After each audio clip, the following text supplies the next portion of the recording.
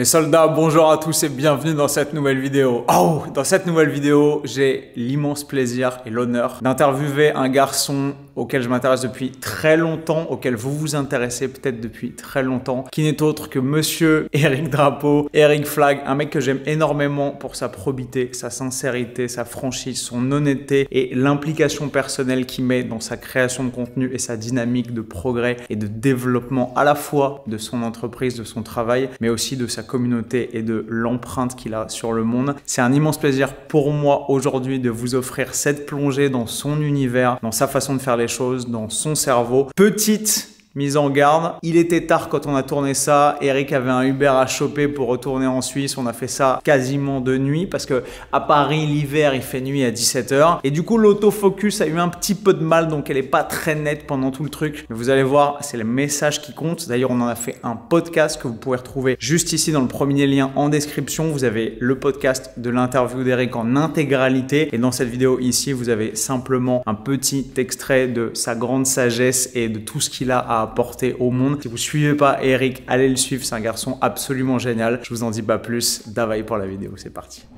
Les gens doivent te dire ah c'est marrant, t'es comme je le pensais ou t'es comme dans tes vidéos. C'est ça? Oui. Ouais. Okay. Mais ça m'étonne pas. Enfin, moi, c'est ce que je ressentais aussi vis-à-vis de toi. Et c'est vrai que toi aussi, tu fais un format où tu parles pas mal. Tu as un podcast sur lequel tu as fait pas mal d'épisodes, tu parles pendant 1 heure, etc.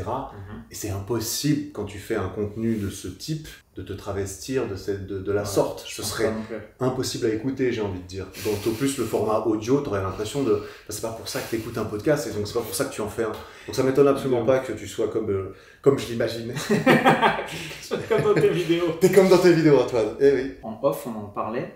Tu te décris toi-même, ou en tout cas tu te décrivais avant, comme quelqu'un d'assez timide et introverti. Ouais, clairement. Oui, moi je suis toujours très introverti et timide, moins timide qu'avant, encore un peu je pense. Ouais. Introverti, je pense que je le serai toujours.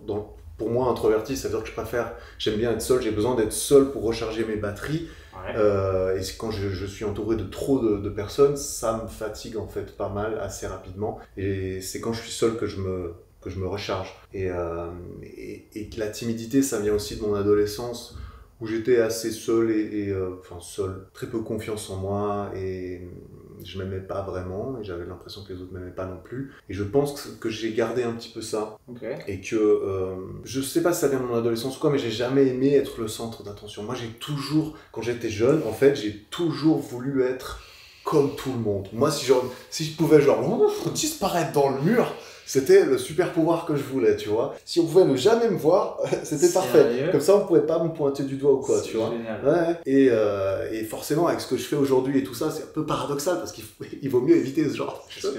C'est un peu paradoxal quand on est suivi par 1 demi-million de gens qui savent qui t'es, qui peuvent te reconnaître dans la rue, qui peuvent dire à leurs parents ce que tu fais dans la vie, quelles sont tes passions, tes traits de caractère principaux. C'est dingue en vrai. Ouais, et ça a changé bien sûr. Aujourd'hui, je suis plus ouvert et content et beaucoup plus confiant. J'estime avoir très confiance en moi, mais d'une façon qui m'empêche pas d'être quand même introverti et un petit peu timide, notamment avec les gens que je connais pas trop. C'est hyper intéressant, tu as réussi à réconcilier ce paradoxe complètement. Est-ce que tu penses du coup, parce que je lis en travers tes réponses et ça fait naître en moi de nouvelles questions, ce qui est génial. Est-ce que tu penses que les vidéos que tu as faites ou ta démarche numérique au début, ça a eu une espèce de pouvoir cathartique de je vais me mettre face à une caméra, donc ça va m'obliger à interagir avec quelque chose, à envoyer un message vers quelqu'un, à me sortir un peu de moi-même, à sortir de ma coquille, à me développer, et que tu t'es mis à parler de développement personnel et d'expansion, parce que c'est le titre de ton podcast, et de développement à la fois physique mais aussi mental, parce que tu en avais besoin?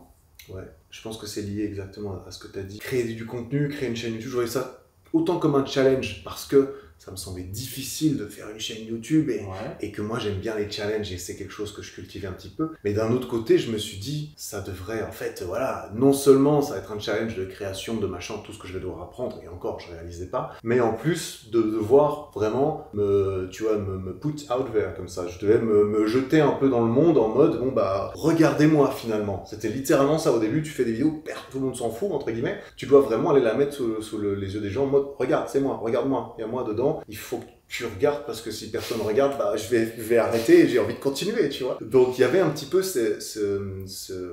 cet entraînement progressif, c'est ça qui est bien, parce que c'est aussi progressif, tu fais pas ta première vidéo, il n'y a pas 1 million de personnes qui regardent et qui te jugent instantanément, ce qui peut être difficile à encaisser au début, et ce qu'il est pour tous les créateurs, je pense. Et il y a eu, ce que j'ai bien aimé, c'est que c'était assez progressif, ça fait bientôt 4 ans quand même maintenant. Et je suis plus confortable maintenant à les faire et avec les autres que je l'étais au début. Je pense qu'il y a eu vraiment une progression à ce niveau-là. Si au tout début, tu kiffais le challenge de vouloir développer une communauté et faire des vidéos et faire du contenu parce que tu es un garçon intelligent et que tu avais plein de choses à dire, mais qu'en même temps, tu te sentais pas forcément super à l'aise face caméra et t'avais pas forcément envie de montrer qui t'étais, pourquoi t'aurais pas pris le parti, peut-être que tu as jamais pensé, peut-être que tu y as pensé et que t'as choisi de pas le faire et ça m'intéresse, pourquoi est-ce que t'as pas pris le parti de faire ce qu'ont fait par exemple des mecs comme le Raptor Dissident, tu vois, de faire des vidéos avec un bête de contenu, avec une vraie implication graphique, technique, créative, etc., mais sans jamais montrer ta tronche. Tu y as pensé, ça t'a effleuré? Je n'ai jamais pensé à faire les choses comme ça, je t'avoue. Ok. Moi j'ai été pas mal inspiré. J'ai quand même un petit passé de vidéo, on dira, dans le sens où il y a très longtemps, j'ai découvert sur Dailymotion des gens qui faisaient des vidéos qui s'appelaient Monsieur Dream, qui s'appelaient Level Crew, et qui sont aujourd'hui Cyprien Norman, Kemar et tout ça. Et je les ai vus faire des vidéos dans leur chambre avec 200 abonnés sur Dailymotion. Je me suis dit, waouh, c'est trop cool. Enfin, c'est trop cool. C'était drôle. Et avec mon meilleur pote, on a fait 2 sketchs sur Dailymotion qui sont toujours, je pense, pour lesquels on a 17-18 ans, je les ai téléchargés parce que je me suis dit, sur un malentendu, dans 10 ans, je fais une vidéo, je regarde mes premières vidéos, et ça, personne les a jamais vues, et j'avais quand même fait ça. Et pour répondre à ta question, du coup, je me suis toujours un petit peu identifié à ces premiers créateurs qui pour moi étaient un petit peu le Graal, on dira, ou qui m'ont beaucoup influencé, parce qu'ensuite ils ont explosé. Et moi j'avais l'impression d'être dans les premiers à les suivre, tu vois. Et ça, c'est très gratifiant comme sentiment, comme on le sait. J'étais là. Et je voulais faire comme eux, en fait, aussi, tu vois. Et eux montraient leur... Et pour moi, je considérais même pas l'éventualité que je pouvais pas montrer ma tête pour faire ça. Et je vais pas mentir non plus en disant que je pense qu'il y a une partie d'ego là-dedans aussi, dans le sens où j'ai envie de m'attribuer le succès s'il est là. Et j'ai envie que ma tête soit connue et linkée à ça. Mais une autre façon de me protéger, tu vois, à laquelle je pense par rapport à ta question, c'était justement non seulement ce personnage un petit peu et ce rôle, ça a transparu beaucoup dans comment je crée mon contenu. Parce que moi, je scripte encore beaucoup aujourd'hui et depuis le début, tout ce que je dis, chaque mot. Et donc, le travail, il est fait, il y a moins d'inconnus, tu vois. Quand je me pose devant la caméra, j'ai mon script. Au début, en tout cas, j'ai la première phrase. Je sais que si je veux, je peux hacher tout en phrase après phrase, la répéter 12 fois jusqu'à ce qu'elle soit bien. Et comme ça, tu vois, je suis rassuré dans le processus. Et je peux aussi me retirer dans le sens où ça me faisait peur aussi de partir en impro et tout, de dire... balancer des trucs et tout. Je saurais même pas comment faire pour meubler, tu vois. Donc je suis là, je sais ce que j'écris, je le prépare à l'avance et c'était assez rassurant. Et du coup, en fait, filmer, c'était un petit peu une partie du processus en plus au final, mais c'était pas automatique parce que ça l'était un petit peu au début et j'essaie de faire en sorte que ça soit de moins en moins. Je pense que c'est une forme de sécurité qui m'a beaucoup rassuré quand même. C'est hyper intéressant parce qu'on en parlait pas mal, parce qu'on s'est vu dans la vraie vie avant de produire ces vidéos-là. On se disait que... Je pense que tu as raison, qu'il y a, tu vois, que tous les chemins mènent à Rome et qu'il y a plein de façons d'arriver à faire du contenu de qualité. Et cet exemple, il est éloquent. Toi, tu as beaucoup scripté et tu continues à le faire.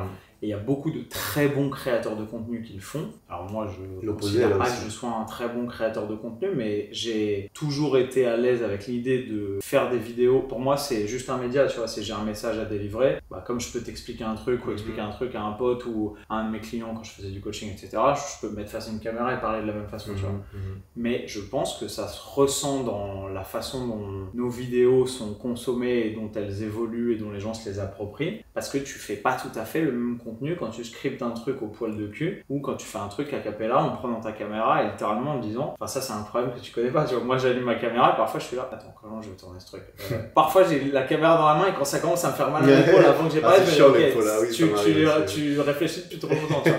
Mais je me dis attends comment je vais amener ça, quelle est et en fait c'est un peu la roulette russe parce que quand je suis dans mon flow, que je suis dans un état de conscience où je suis présent, où je maîtrise mon sujet et mes idées aussi, c'est un présupposé évident, mais où je sais exactement comment je vais en parler et qu'en plus j'ai une petite étincelle créative. Ah putain, je me dis, ah mais ça c'est génial, je vais le présenter comme ça. Parfois ça fait un truc génial et parfois je suis moins en forme, j'ai pas très bien dormi, j'ai un peu les idées embrouillées, je bafouille, c'est un peu galère. Où il y a des gens et j'ai un peu tu vois, je suis un peu dehors et j'ai un peu la conscience, il y a des mecs qui me regardent bizarrement parce que je suis en train de parler comme un débile avec une caméra dans la main, etc. Tu vois.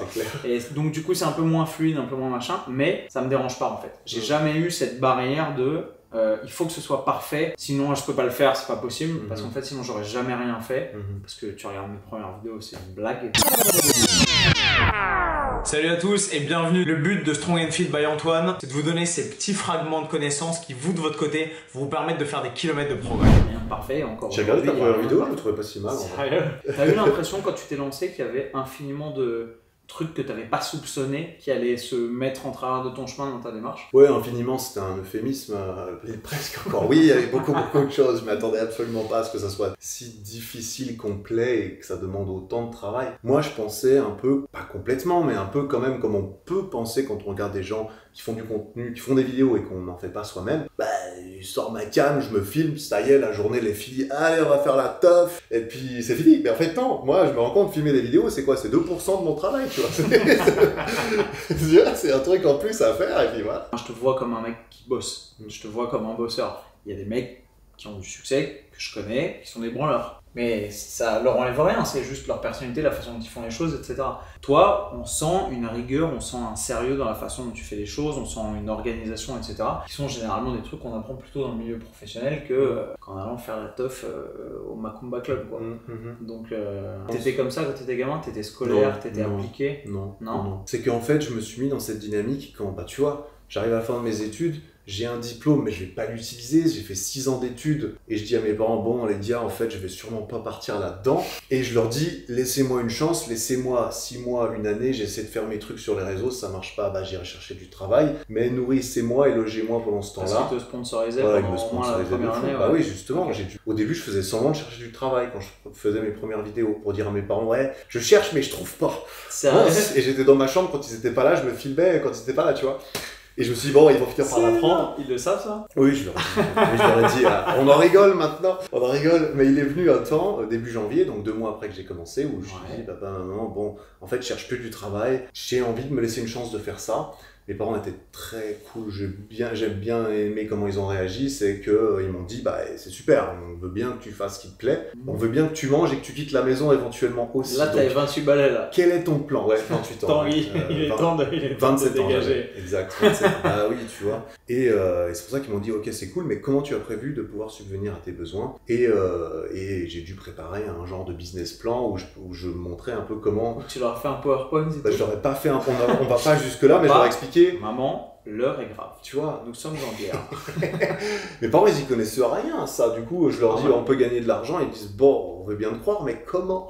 Montre-nous. On veut voir les chèques et les... On veut voir comment ça se passe. Et du coup, je leur ai présenté un petit peu mon plan qui était, ok, bah, je vais vendre. L'objectif que je me suis fixé devant eux et que je me suis un peu engagé à faire, c'est je veux vendre un premier produit d'ici la fin de l'été qui arrive. Donc, dans ta tête, c'était quoi? Un programme? C'était un programme de nutrition. Okay. Parce que ça faisait déjà 10 ans que je faisais de la muscu à ce moment-là et j'avais l'impression d'avoir compris beaucoup de choses vis-à-vis de ça, de par beaucoup d'échecs. Et il fut un temps où j'avais acheté le programme d'un autre créateur de contenu. J'avais acheté son PDF à 70 $ et tout. Et je me suis dit, le programme est quali. Franchement, c'est cool. Mais je ne pouvais pas m'empêcher de me dire, ok, le mec m'a quand même vendu un PDF pour 70 $. Il en vend sûrement beaucoup à plein d'autres personnes. Ça a l'air intéressant comme business model. Tu vois, je me suis dit, ouais, il y a sûrement... C'était qui? Il s'appelait Kinobody. Ok. Tu le connais? Greg O'Gallagher. J'ai beaucoup suivi ce qu'il faisait, beaucoup moins aujourd'hui, mais j'ai vraiment suivi. Le PDF était quali quand même? Ouais, j'ai trouvé ça cool, c'était un de ces programmes de muscu, tu vois, prise de masse, tout ça. Et je me suis inspiré de ça en me disant, ok, bah je peux faire pareil. En fait, apparemment, c'est testé, approuvé depuis des années. Les Américains ont déjà testé le truc. J'ai qu'à faire pareil, entre guillemets, à ma sauce. Et c'est pour ça que je me suis dit, bah je vais essayer de faire ça d'ici 9 mois.